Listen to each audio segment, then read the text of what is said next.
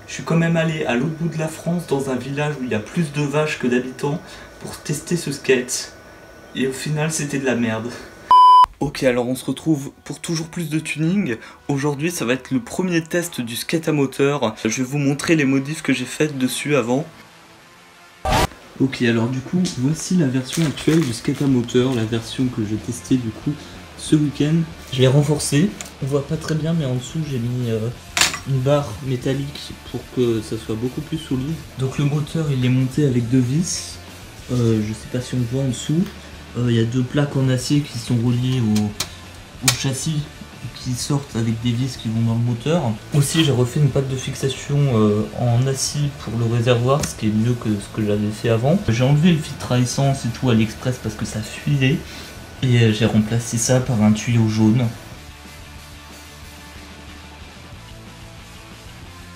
Après, pour accélérer, je me suis fait une poignée comme ça, qui est reliée avec un domino directement au câble d'accélérateur. Ça, c'est le bouton pour arrêter l'allumage. S'il y a une couille ou si le moteur s'emballe ou quoi, c'est toujours bien. Par contre, l'inconvénient, c'est que quand on met les doigts sur ça, ça file un petit peu des châtaignes. Sinon, la poignée, elle est comme ça parce qu'un jour, j'ai fait le con avec un transformateur de micro-ondes.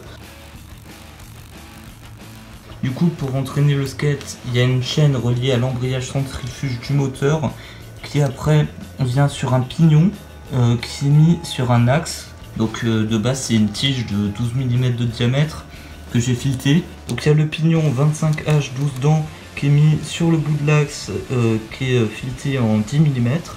Ça c'est fileté en 12 mm. Il y a un écrou pour tenir la roue. De l'autre côté de la roue en fait c'est une rondelle qui est directement soudée à l'axe. Donc l'axe il tient avec deux roulements à billes. Le gros problème avec ça en fait c'est qu'il n'y a pas de truc à l'arrière. Du coup vous allez le voir dans les tests, mais c'est assez casse-gueule. Aussi j'ai oublié, mais j'ai ajouté des LED en dessous du skate. Et j'ai voulu mettre une enceinte dessus pour faire chier encore plus de monde, parce que l'échappement ça fait déjà pas mal de bruit, mais une enceinte ça en fait encore plus.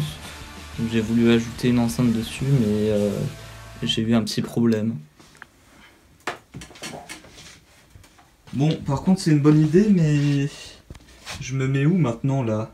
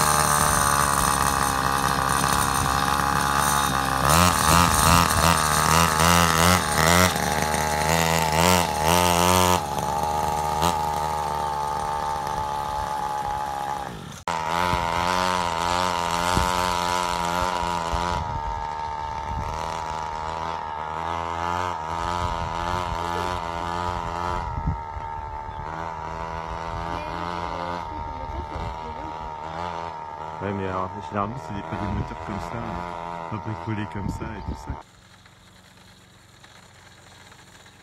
On va faire du skateboard là. Hop là. Allez.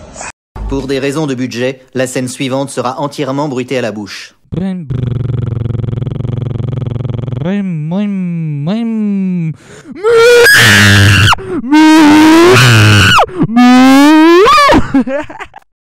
Faut vraiment que j'arrête de faire les montages en plein milieu de la nuit. Parce que ça se part trop en couille là. Voilà, donc du coup j'ai pas plus testé le skate à moteur que ça parce que c'est vraiment casse-gueule et ça tourne vraiment pas vu qu'il n'y a pas de truc à l'arrière.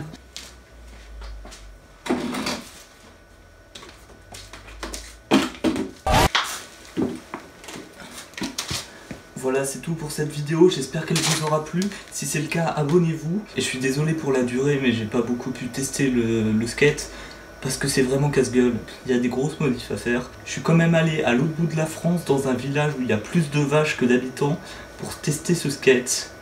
Et au final, c'était de la merde.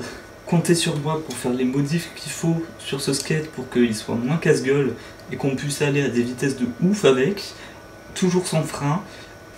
Et abonnez-vous pour toujours plus de tuning. Venir au